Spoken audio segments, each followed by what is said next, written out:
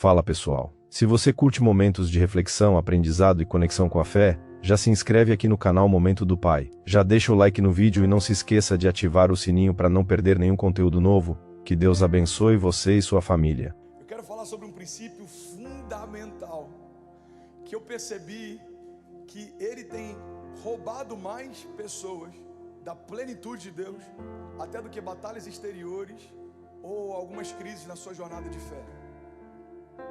Existem autossabotagens que param a gente mais até do que algumas tentativas de sabotagem no inferno. É por isso que muitas vezes o inferno não vai nem tentar parar você, ele só vai tentar confundir você. Porque você, quando está confuso, você mesmo se para. Você, quando está confuso, você mesmo se sabota, você mesmo aborta sonhos de Deus para você. Então eu quero falar sobre um princípio fundamental.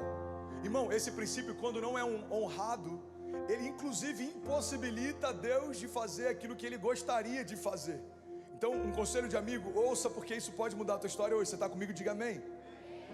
Eu quero pregar hoje sobre honra, o princípio da honra. Eu vou falar sobre algumas esferas em que a gente entender esse princípio pode liberar o sobrenatural, e não entendimento desse princípio pode sabotar o que Deus tem para você e para tua casa. Alguém quer ouvir? Diga amém. Primeira coisa que eu quero compartilhar, irmão, guarda isso, é que não viver o princípio da honra sabota a plenitude de Deus sobre você. E se você quiser, pode tirar algumas anotações, take note, pastor. E se Deus falar com você em algum momento, eu queria te convidar, reage a isso. Se você estiver queimando por dentro em algum momento da palavra, fica de pé no teu lugar, libera isso, reage, diga, preach, pastor, come on, so good, Jesus. Amém? Você está comigo? Vamos incendiar esse lugar, irmão, vamos incendiar esse lugar. Tem alguém frio do teu lado, vai queimar porque vai sentir o fogo que você carrega. Tem uma frase do pastor Drummond Lacerda que eu sou apaixonado. Ele diz o seguinte: a plenitude de Deus está esperando você crescer. A plenitude de Deus está esperando você crescer. Tem recursos que estão disponíveis na plenitude que não vão ser liberados até que a gente tenha maturidade para acessá-los. E a honra é um desses princípios. O verbo honrar significa distinguir, fazer diferença. Por que é importante honrarmos a Deus? Porque a gente está deixando claro que a gente entende que é diferente Deus de qualquer outra coisa. Quando a gente ama a Deus, irmão, da forma como devemos amar, a gente passa a amar todas as outras coisas proporcionalmente também. A gente vê na história da igreja, muitas vezes, altares sendo levantados em paralelo a Deus, algumas bases de confiança sendo estabelecidas em paralelo a Deus. E o problema disso é que se a gente ama outras coisas na mesma porção que a gente ama a Deus, é como se a gente não amasse a Ele. Se a gente confia em outras coisas com a mesma proporção que a gente confia em Deus, é como se a gente não confiasse nele. É o que a palavra diz: alguns confiam em carros, outros em cavalos, mas eu confio no Deus da minha salvação. Em outro momento o salmista diz: eu elevo os meus olhos aos montes, de onde vem o meu socorro? Naquele contexto, irmão, existiam várias imagens que representavam outros deuses pagãos. O salmista está dizendo: não é que eu não tenho outras opções de socorro, eu tenho. Mas quando eu olho para os montes, de onde vem o meu socorro? O meu socorro vem do Senhor, que fez os céus e a terra. Então esse pluralismo que a gente está vendo nos tempos de hoje, irmão, isso vai parar muita gente. Se a igreja se tornar genérica no que diz respeito à questão de gênero, ao que diz respeito à estrutura familiar tradicional, ao que diz respeito a projetos e sonhos de Deus, ao que diz respeito à santidade, perdemos o poder e a autoridade de ministrar em nome de Jesus. Um pouco de graça com um pouco de lei é como graça e lei nenhuma. Um pouco de santidade com um pouco de mundanismo é como santidade nenhuma. Então não dá pra gente diluir, irmão. Você está comigo? Diga amém. Então o verbo honrar significa distinguir, fazer diferença. Deus de todas as outras coisas. A honra significa reconhecer que algo é extraordinário, valioso, precioso. Eu estou estabelecendo alguns fundamentos sobre o significado de honra e depois eu quero trazer uma aplicação prática para a tua história, amém? Conselho de amigo, não se distraia. Irmão, se a honra significa reconhecer que é algo extraordinário, o oposto também se aplica.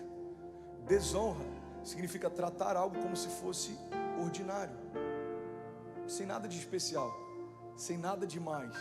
E é por isso que você vai ver sempre o teu pastor, o pastor dessa igreja, inquieto quando na comunidade que ele lidera não existe uma posição de honra como deveria, quando a presença de Deus se manifesta. É por isso que em alguns momentos você já me viu subir aqui com uma fúria santa, dizendo: gente, pelo amor de Deus, ou a gente honra a presença de Deus aqui, ou então a gente fecha as portas e vai para casa. Por que isso? Porque eu entendi um princípio. Honrar a presença significa reconhecer que ela é extraordinária, valiosa, preciosa. Você está comigo? Diga amém. Nada mais importa. 1 Samuel 2,30 diz: eu honrarei aqueles que me honram, mas aqueles que me desprezam serão tratados com desprezo. Então vamos lá, vamos começar? Primeiro princípio sobre honra, guarda isso: a honra libera o favor de Deus. Você pode declarar isso comigo? Diga: a honra libera o favor de Deus. Segundo Samuel tem uma história que ela é muito clara a respeito do quanto a gratidão pelo aquilo que Deus fez pode gerar o novo de Deus, e como que a ingratidão por aquilo que Deus fez pode sabotar o novo de Deus. Irmão, o solo mais fértil para você semear novos milagres é no solo da gratidão. A gente reconhecer o que Deus já fez até aqui é uma garantia de que o nosso coração está pronto para receber o que Deus vai fazer a partir daqui. Você está comigo? Não, vocês não estão comigo. Tem alguém que está comigo aqui, gente? Pelo amor de Deus. 2 Samuel 6,14 diz assim: Davi, vestindo o colete sacerdotal de linho, foi dançando com todas as suas forças perante o Senhor, enquanto ele e todos os israelitas levavam a arca do Senhor ao som de gritos, de alegria e de trombetas. Aconteceu que, entrando a arca do Senhor na cidade de Davi, Mical, filha de Saul, observava de uma janela, e ao ver o rei Davi dançando e comemorando perante o Senhor, ela o desprezou em seu coração. De um lado a gente tem um rei feliz porque a presença de Deus está de volta na cidade. A gente tem homens gritando de alegria, a gente tem músicos, a gente tem festa. Do outro lado, a gente tem alguém que observa da janela esse mover e despreza o que viu. Pega essa chave, irmão. Você normalmente vai perceber que pessoas que desprezam o que Deus está fazendo estão distantes demais do mover para entender o que Deus está fazendo. Todo observador tem uma opinião muito boa em relação ao que está acontecendo. Mas por que todo observador tem uma opinião? Porque como ele não está envolvido, ele tem sempre algo para falar sobre quem está se envolvendo. Os críticos falam demais porque fazem de menos. Irmão, guarda isso em nome de Jesus. Tem uma citação, se eu não me engano, do Leonard Ravenhill, porque tá do Pleno Avivamento. Ele diz que se a igreja, é dele ou do John Stott, agora eu não lembro. Ele diz que se a igreja tivesse tantos intercessores como tem conselheiros, o Pleno Avivamento já teria acontecido. Tem muita gente que nunca fez querendo dizer como fazer. Tem muita gente que nunca construiu querendo dizer como construir. Você está comigo? Então Mical está nessa posição, ela está observando da janela. Davi chegou ao ponto de dizer para Deus: eu não descansarei, nem as minhas pálpebras se fecharão até que a presença volte à cidade. Então esse rei que não economizou em esforços, exércitos, recursos, esse rei que sacrificou animais e fez uma estrada marcada por sangue até a arca chegar na cidade, esse rei que está celebrando o que Deus está fazendo, está de um lado festejando, do outro lado tem uma observadora questionando o que está sendo feito. Você está comigo? Agora olha o resultado disso. 2 Samuel 6,23 diz assim: e até o dia da sua morte, Mical, filha de Saul, jamais teve filhos. Guarda isso, irmão. Ingratidão gera esterilidade. Ingratidão gera esterilidade. A filha de Saul não conseguiu entender, discernir e celebrar o que Deus estava fazendo. Qual que é o resultado natural? Ela perde a capacidade de gerar a vida. Pastor, você está dizendo que mulheres estéreis são alguma forma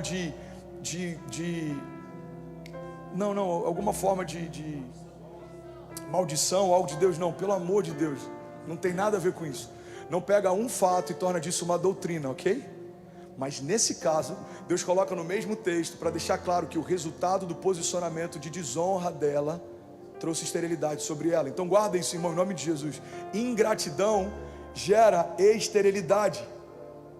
Sabe o que eu acho mais incrível? É que quando Jesus estabelece a ceia, a igreja acabou transformando isso por um período num ato religioso. A gente faz a gente não sei lá, talvez não pecar ou não se sentir sujo, quando na verdade a ceia não é um dispositivo religioso. A ceia foi estabelecida por Jesus como um memorial de gratidão. A ceia é um dispositivo que Deus estabeleceu para que todas as vezes que a gente fizer isso, a gente lembre do que Ele já fez por nós. 1 Coríntios 11, 23, lê, me ajuda, coloca alguns incendiários aqui na frente, irmão. Todo mundo no celular aqui, me ajuda aí. Eu sei que vocês estão tirando nota, mas me ajuda aqui, eu preciso de alguém queimando aqui. Tem alguém que está queimando aqui? 1 Coríntios 11, 23 diz: pois eu recebi do Senhor aquilo que também lhes entreguei, que o Senhor Jesus, na noite em que foi traído, tomou o pão, e tendo dado graças, partiu e disse: esse é o meu corpo, que é dado por vós. Façam isso em memória de mim. Da mesma forma, depois da ceia, tomou o cálice e disse: esse cálice é a nova aliança no meu sangue. Façam isso sempre que beberem em memória de mim.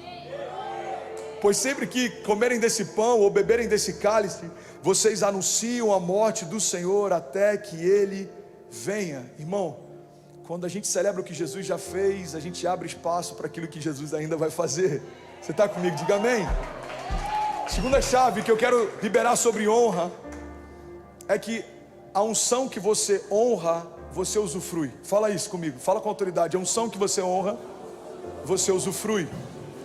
Você vai perceber que muitas pessoas que são críticas demais em relação ao que o outro carrega, não carregam nada dentro de si.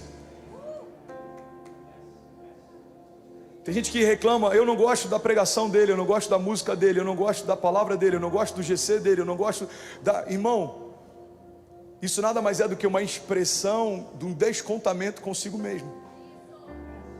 Porque quando eu não honro o que o outro carrega, eu não vivo a porção que está disponível para o outro dispensar sobre mim. Guarda isso, irmão. A multiforme graça de Deus se estabelece através de uma edificação mútua. Então tem uma parte da graça evangelística que eu tenho hoje, porque o meu pastor, quando eu via o pastor Felipe lá no Rio fazendo apelos, eu olhava e falava: uau, Deus, que graça evangelística. Ele fala de Jesus e parece doce no ouvido de quem ouve. E o fato de celebrar genuinamente aquilo derramou sobre mim uma porção dessa graça também. Aí você vê o pastor Márcio, alguém que tem um caráter que é inquestionável, décadas de ministério, não tem nada que desabone a conduta, alguém que tem uma visão extraordinária. A gente honra disso e começa a usufruir disso também. Eu vim para a América e Deus me conectou com alguém que, cara, se porta como um príncipe, alguém que tem graça e tem alcance sobre nações.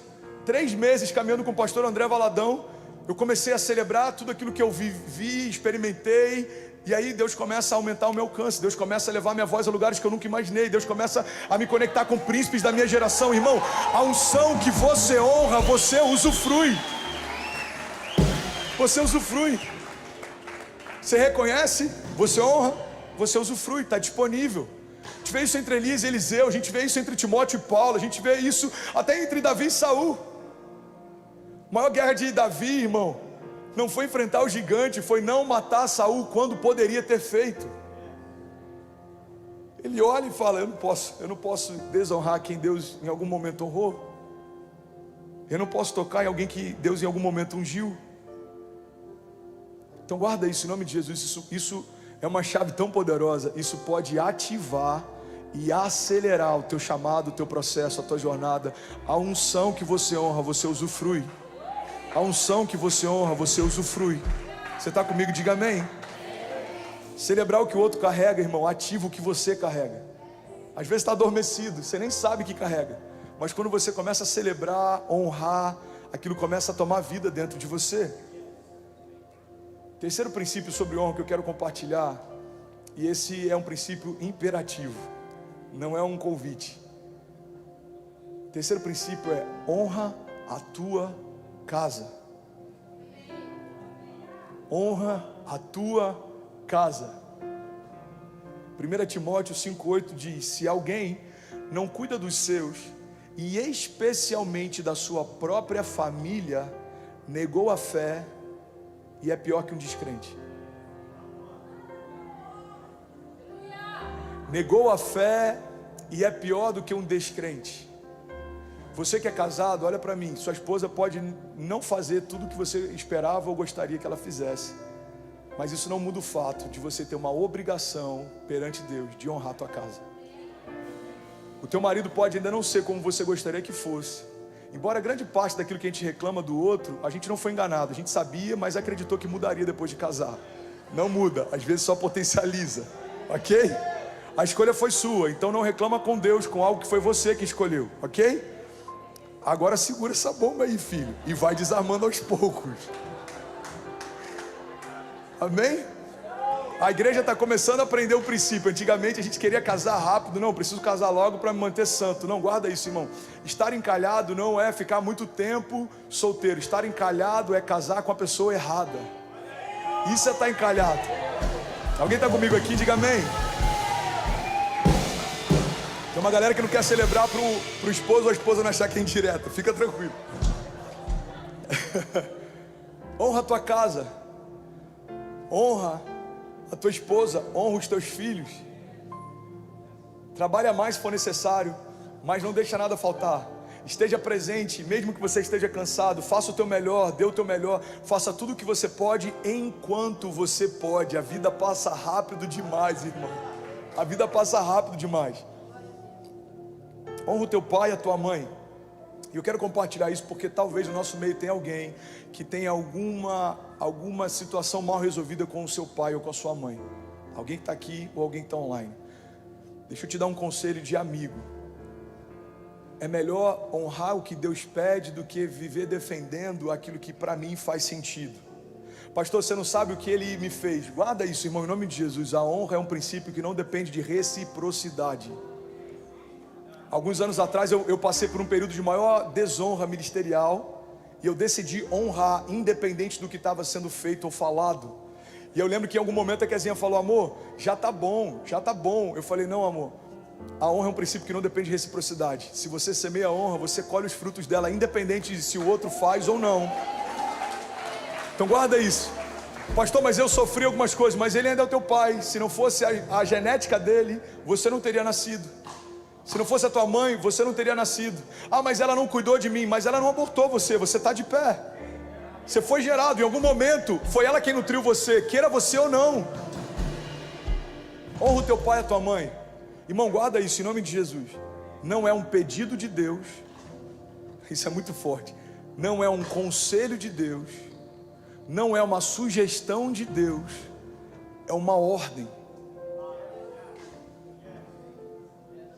Olha para mim, por favor, não se distraia. Não são 10 sugestões de Deus. Não são 10 conselhos de Deus. Não são 10 ideias de Deus. São 10 mandamentos de Deus. E a gente já aprendeu. Às vezes a gente aprende isso no nosso trabalho, mas não entende isso na nossa jornada. No trabalho, quando o patrão manda, quem não quer perder o emprego faz. E a gente tem um ditado no Brasil: manda quem pode, obedece quem tem juízo. Qual é o sentido, irmão, de a gente obedecer uma ordem de um homem, mas negligenciar uma ordem de Deus? Não são conselhos, nem sugestões, nem pedidos. Deus está deixando bem claro uma ordem. André, o que implica o não cumprimento dessa ordem? É simples. Sua vida é encurtada, simples assim. E o cumprimento dessa ordem, ela é prolongada. Olha o que diz a palavra, Êxodo 20:12. Honra o teu pai e a tua mãe, a fim de que tenha vida longa na terra que o Senhor te deu. Alguém pode celebrar isso? Honra o teu pai e a tua mãe, irmão. Se não fosse eles, a gente não estava de pé. Quarto princípio que eu quero compartilhar sobre honra. Declara comigo: não existe honra parcial. Não, fala com autoridade, diga: não existe honra parcial. Irmão, honra é como gestação. Não existe uma mulher meio grávida. Você nunca vai: e aí, como é que você está? Ah, eu estou meio grávida. Não tem como. Ou você está gerando ou você não está. Faz sentido? Assim como não existe alguém meio crente.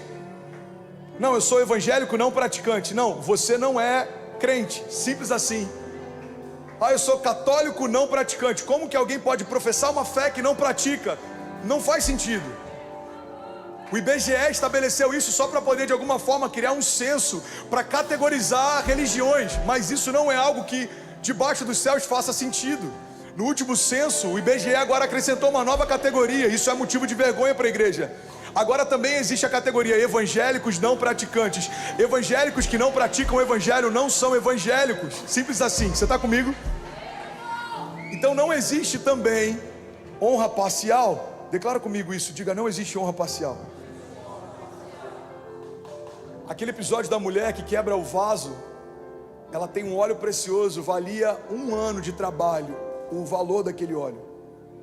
Por que ela não derrama? Pega isso, irmão. Por que ela não derrama? Ela quebra. É para não dar chance de voltar atrás no meio da entrega. Pera aí, já foi demais. Já 6 meses de oferta, eu acho que tá bom. Ela quebra para que ela não confie no seu próprio coração, coração enganoso. Então, para que não haja chance de voltar atrás, eu estou quebrando o meu vaso, eu quebro, eu entrego, é tudo teu, é tudo teu. É como queimar pontes com o passado, irmão, é como abrir mão de backups do passado, é tudo teu. Eu já falei sobre isso há 1 ano e meio atrás. Eu falei, gente, é uma loucura. Quando a primeira crise acontece, a gente começa a pensar e cogitar a possibilidade de voltar aonde a gente estava. Eu vou voltar, sei lá, vou dar um exemplo, tá? Só um exemplo. Se Deus disse que te traria para o Brasil, só Deus pode te falar para voltar para o Brasil. Porque se Deus não mudou de ideia, não usa de uma crise como artifício para abrir mão de um processo. Deus disse que faria algo na América, ainda não aconteceu, então permanece. Agora, se o Deus que te enviou te chamar de volta, aí você vai. Agora, conselho também, irmão, se o Deus que te enviou te chamar de volta, não fica. O lugar mais seguro que você pode ficar é correndo riscos com Deus. Amém? Então guarda isso, irmão. A loucura é que na primeira crise a gente cogita voltar para um lugar que a gente um dia já esteve e não queria mais estar. É como o cara que na primeira crise do casamento começa a lembrar da ex-namorada. Peraí, você sabe por que ela é ex-namorada e não é sua atual mulher? Porque em algum momento, quando ela era a sua mulher, você não desejou mais estar com ela. Só que a memória é seletiva, a gente vai esquecendo de momentos ruins e crises e problemas e vai lembrando de forma nostálgica daquilo que é bom. Então por isso que em alguns momentos o passado sabota a gente, vendendo uma ideia de que era melhor lá atrás. Não, aquele tempo que era bom, não, aquela época que era boa, não, na minha época não, irmão. Esquece isso. O bom é o hoje, é o presente que Deus deu pra gente. O passado não existe mais, o futuro não existe ainda. Então tudo que a gente tem é o hoje, é o maravilhoso agora. É o almoço de hoje, é o culto de hoje, é o louvor de hoje, é a palavra de hoje, é a unção de hoje, é o milagre de hoje. Você está comigo? Então faça hoje o que você pode, enquanto você pode. Deus só te deu hoje. A Bíblia diz, não diga homem algum, amanhã faremos, amanhã iremos, amanhã compraremos, porque o amanhã a Deus pertence. Oferta da viúva, irmão. Marcos 12:41 diz, e sentando-se Jesus diante do cofre das ofertas. Eu já estou terminando, eu só preciso de mais 7 minutos, a gente finaliza essa palavra, guarda isso. Sentando-se Jesus diante do cofre das ofertas, observava como a multidão lançava o dinheiro. Irmão, olha para mim. Eu vou tocar em um dos pontos mais sensíveis agora da nossa relação com fé e Deus. É quando entra na nossa parte financeira. E se você quer romper, eu não vou falar o que eu acho, eu vou falar o que a palavra diz. Amém? Pastor, eu tenho um bloqueio. Então, por favor, ouça. Porque você nunca vai ser desbloqueado se você não deixar a verdade que libertar você. Pastor, eu sou ferido com a igreja nessa questão de dinheiro. Então ouve o que a palavra diz, porque talvez você ouviu o que um homem disse e aquilo te feriu. Deixa o que Deus está dizendo, porque isso pode te abençoar, te libertar. Amém? Então a Bíblia está dizendo o seguinte: Jesus sentou e ele observava como a multidão lançava o dinheiro no cofre. Declara comigo, diga: Jesus observava como a multidão lançava o dinheiro no cofre. Jesus não estava observando o valor, mas como era entregue. O princípio mais forte que envolve toda a entrega não é o que você entrega, mas é como você entrega. Então você pode pegar $20, apresentar a Deus, falar: Senhor, está aqui o meu melhor, eu trabalhei essa semana inteira, eu separei a minha melhor parte, recebe a minha oferta. Ou você pode pegar $10 mil e falar: aí, não é o valor, é como. Porque o como envolve temor, o como envolve zelo, o como envolve entendimento, consciência, o como envolve honra. Reconhecer que é algo extraordinário. poder dar alguma coisa para cooperar com o que Deus está fazendo, isso é algo extraordinário. Eu não podia antes, agora eu posso. Isso é extraordinário, é uma honra para minha casa. Davi, em algum momento, ele reúne o povo, ele fala: olha, vamos reunir tudo que a gente pode, de ouro, tesouro, pedras preciosas, para construir uma casa para o Senhor. E aí, quando tudo aquilo é organizado, é ajuntado, ele olha para aquilo, irmão, e ele tem temor. Ele fala: Senhor, quem sou eu? Pega isso. Ou quem é o meu povo, para que possa oferecer para o Senhor algo de valor? Tudo é teu. Davi olha para tudo aquilo e fala: Senhor, quem sou eu para te oferecer algo que já é seu? Tudo é teu. A gente só está devolvendo algo que o Senhor deu para a gente. Então a Bíblia diz: e ele observava, e muitos ricos deitavam muito dinheiro. Vindo, porém, uma pobre viúva, lançou 2 leptos que valiam 1 quadrante. E chamando os seus discípulos, Jesus então disse para eles: em verdade eu vos digo, que essa pobre viúva deu mais do que todos que estavam deitando ofertas nos cofres, porque todos deram daquilo que lhes sobrava. Irmão, pega isso em nome de Jesus. Mas essa da sua pobreza deu tudo aquilo que tinha do seu sustento. Jesus está declarando o seguinte: o poder da oferta não está na quantidade, porque tem gente que dá muito, mas está dando porque sobrou muito. O princípio da oferta não está na sobra, está em você entregar algo que tem valor para você. Você está comigo? Eu sei que é difícil celebrar essa parte, é uma das partes que é mais difícil da gente se converter. Há quem diga que o bolso é a última parte que se converte. Eu posso dizer que infelizmente para muitos o bolso é uma parte que não se converteu. Mas não é essa a realidade sobre a nossa igreja. Você está comigo? Diga amém. Você pode levantar suas mãos, vamos fazer um ato profético aqui. Levanta suas mãos, declara com autoridade, diga: eu sou livre em todas as áreas da minha vida. Diga: plenamente livre, completamente livre. Diga: minha mente, os meus sentimentos, o meu coração. Diga: tudo que eu tenho pertence ao Senhor. Fala com autoridade, diga: Pai, você me deu tudo e eu te dou a minha vida por completo.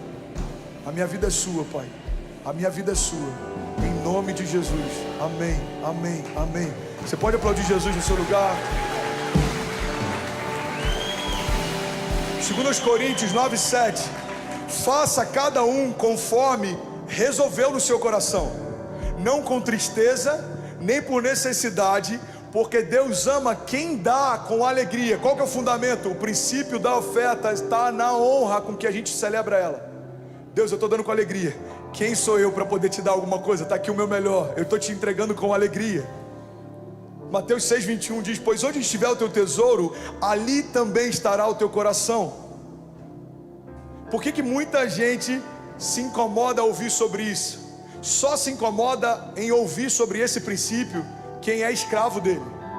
Quem é escravo da liberalidade não consegue dar, não consegue celebrar, não consegue compartilhar, se incomoda. Aí já está falando demais, e já está, irmão, guarda isso. Quem é livre não se incomoda com a luz. A luz dissipa as trevas, a luz dissipa as trevas. Então a gente celebra quando Deus fala. Honrar o Senhor com primícias faz parte de um princípio de honra. Provérbios 3:9 diz: honra ao Senhor com os teus bens e com a primeira parte de todos os teus ganhos, e se encherão os seus celeiros e transbordarão de vinho os seus lagares. O princípio da primícia, ele funciona exatamente assim: quando eu honro a primeira parte, Deus abençoa todo o restante. Então eu não estou dizendo: Deus, olha, eu paguei tudo, fiz tudo, passei, gastei, fiz, aconteci, sobrou isso aqui, ó. Não, não é sobra. Deus, isso aqui está tudo que eu conquistei, eu estou investindo no teu reino primeiro, e do que sobrar, certamente eu vou viver bem, nada vai me faltar. Você está comigo? Recebe isso, se você quiser, recebe isso, isso é vida para você, amém? Mas eu não posso falar de honra sem falar desse princípio. O dízimo, irmão, guarda isso. Eu vou finalizar aqui e vou entrar no último tópico. Olha para mim, o dízimo é uma celebração à redenção. Olha para mim, o dízimo é uma celebração à redenção. Eu não entendi, pastor, eu vou te explicar. Antes da gente ser liberto, a gente era escravo. E fundamentalmente, um escravo não tem nada que ele possua. A terra não é dele, o recurso não é dele, a liberdade não foi dada a ele, a escolha não foi dada a ele. Ele não escolhe para onde vai, o que faz, o que come, que horas dorme, que horas levanta. Ele não tem escolha, nem liberdade, nem recursos. Então, quando o povo foi feito livre, a forma dele celebrar a redenção é: Deus, eu só posso dar porque o Senhor me deu primeiro. Eu posso escolher dar muito ou pouco, não dar nada, porque eu sou livre para fazer as minhas escolhas. Então, o dízimo fundamentalmente é uma celebração da redenção. Eu sou livre e eu posso colocar aquilo que Deus colocou no meu coração. André, você está falando de recursos? Não, eu estou falando de tudo que Deus te deu. O teu fôlego, o fôlego que você respira, Deus te deu. Você escolhe semear uma parte do teu dia para Ele ou não. Você escolhe tirar meia hora para orar por alguém ou não. Você escolhe servir um dia na semana na igreja ou não. Você escolhe manter um órfão na África, adotar uma criança em algum lugar pobre do mundo ou não. Você escolhe pegar o teu dinheiro e investir em algo que vai além de você ou não. A escolha é sua. Você é livre, você é livre. Você é livre. A lei da semeadura é tão poderosa, irmão, que a graça redimiu o homem do pecado, mas não anulou a lei da semeadura. A lei da semeadura continua sendo uma verdade independente da graça. Aquilo que o homem semear, certamente colherá. Provérbios 14:31. Aquele que oprime o pobre, com isso despreza o seu Criador. Mas aquele que dá ao necessitado com bondade, esse honra a Deus. Sabe qual que é um dos projetos que a gente está começando agora no WeCare? O WeCare já começou a limpar as ruas aqui da comunidade. A gente já está fazendo algumas reuniões com o Little Haiti, para a gente poder gerar algo de valor para a comunidade. A gente está conversando com alguns presídios. Eu quero pregar até o final desse ano, se Deus permitir, e um presídio nesse lugar. A gente vai declarar liberdade aos cativos e vai ter, irmão, corações sendo completamente rendidos ao Senhor. Não depende da língua natal, não tem a ver com a língua de um povo, tem a ver com a linguagem de Deus. A gente vai tocar orfanatos, a gente vai tocar hospitais. Você e a sua casa fazem parte disso. Você crê nisso? Diga amém. Provérbios 19:17 diz: ao Senhor, cara, isso é muito forte, olha o que a palavra está dizendo. Ao Senhor empresta aquele que se compadece do pobre, e Ele pagará o seu benefício. Deus está dizendo: aquele que se compadece do pobre é como alguém que empresta algo para o Senhor. Você não entendeu? Olha para mim. Deus está dizendo: quando você faz algo por um pobre, por alguém que não pode, por alguém que necessita de um socorro, você está emprestando dinheiro para mim. Fique em paz, eu pago bem aqueles que semeiam. Deus está dizendo isso, não é o que eu acho, é o que a palavra diz. Aquele que semeia na vida de alguém que é pobre é como quem empresta ao Senhor. E eu quero finalizar. Você está comigo? Diga amém. Irmão, guarda isso. Hebreus 11, a galeria dos heróis da fé, podia também ser facilmente chamada da galeria dos homens de honra. Baixinho, por favor, gente. Davi honrou a presença. José honrou os sonhos que carregava. Daniel honrou a aliança. Jesus honrou o Pai. Irmão, você só está de pé porque Jesus escolheu obedecer. É simples assim. Guarda isso em nome de Jesus. A obediência é um princípio de honra.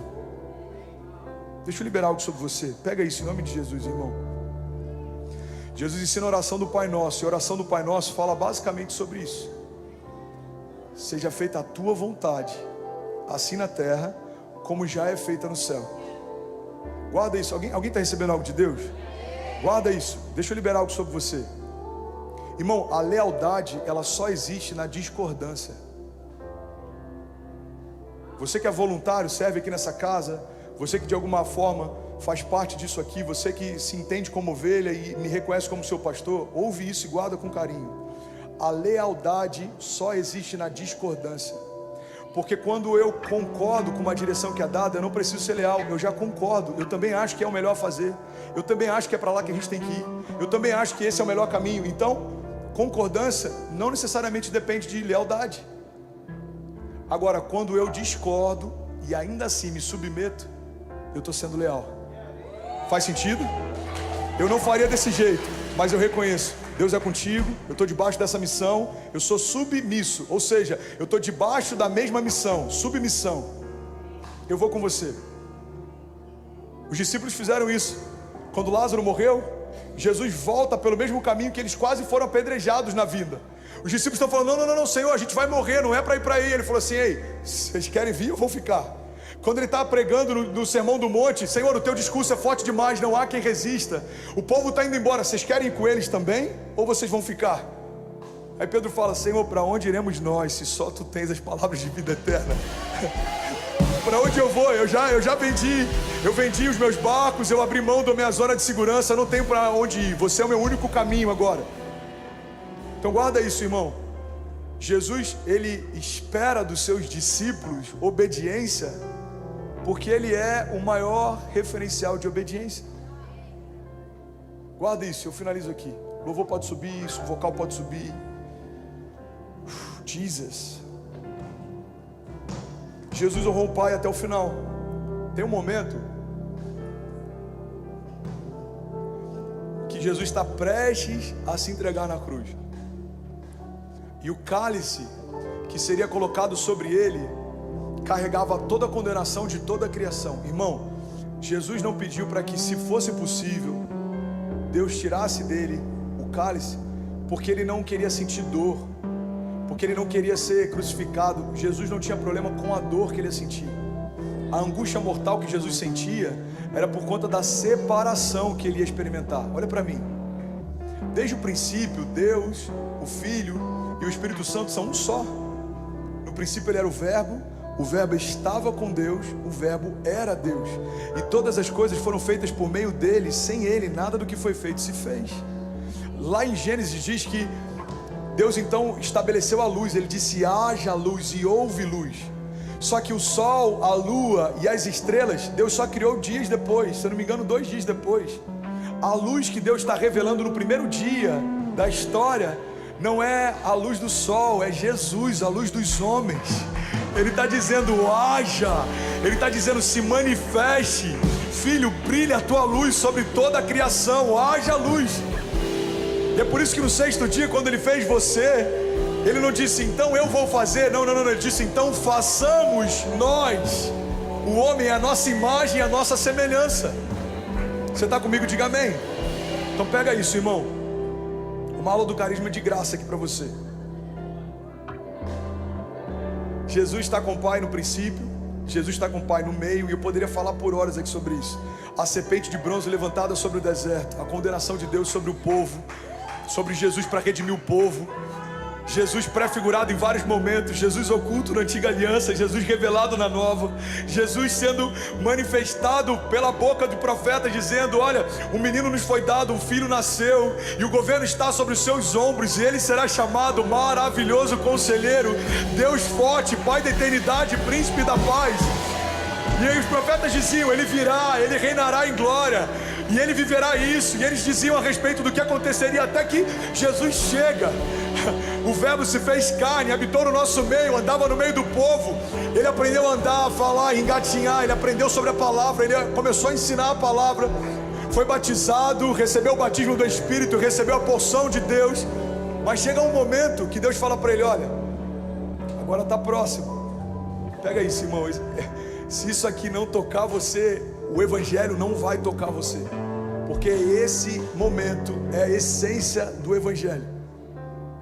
Jesus está perto de se separar pela primeira vez desde a eternidade passada do Pai.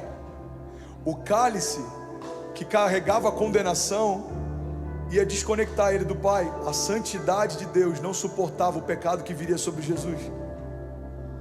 Então o meu pecado e o seu, os meus erros e os seus, o meu jugo e o seu, a minha doença e a sua, a minha enfermidade e a sua, tudo isso estava naquele cálice. Então Jesus, ele sabe, a hora que eu tomar esse cálice, a condenação vem sobre mim, para que a herança venha sobre você. Então eu vou ser feito maldito para que vocês sejam feitos benditos. Eu vou ser feito cativo para que vocês sejam livres. Eu vou ser feito doente para que vocês sejam sarados.